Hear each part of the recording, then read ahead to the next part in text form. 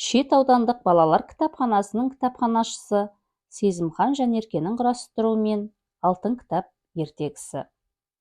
Ерте ертеде, ешкі жүні бөртеде, қырға ауылы қызыл екен, құйрық жүні ұзын екен.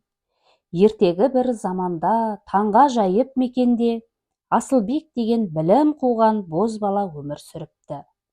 Күндердің күнінде бозбала бір бұлақтың басында су алып жүрген бір топ қыздың арасынан қор қызындай сұлуға ғашық болады. Сұрастыра келе бұл бикештің ел билеген айбарлы ханның қызы екенін біледі. Ханның қаталдығынан сескенсе де, махаббаты үшін қорықпай қызға сөз салады. Сөйтіп ару қыз да бозбалаға ғашық болып, таныстықтары махаббатқа ұласады. Асылбек ханға келіп қызына ғашық екенін айтып, үйленулерінің рұқсат беруін сұрайды. Бірақ қатал хан бозбаланы сынау үшін шарт қояды. Шартында былай дейді: менің естуім бойынша, шежіре өлке шет ауданы маңында адамның қалаған білімін бойына дарытатын сиқырлы алтын кітап бар екен.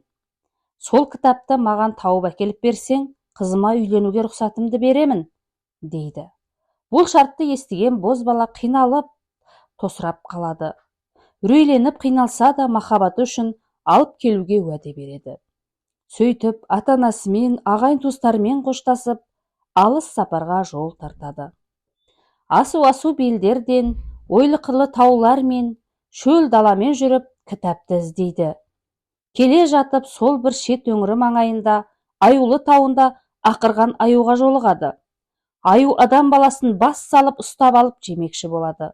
Жастайынан білім қуып, аң-құс адамзаттың барлығының тілін жетік меңгерген Асылбек әп-сәтте аюдың да тілін тауып, басынан өткен оқиғаны баяндайды.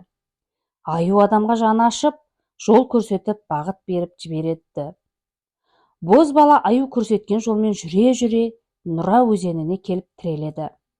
Өзеннен өте алмай қиналып, мұң шағып отырғанда, шортан балық естіп, көмекке келіп, өзеннің арғы бетіне өтеді.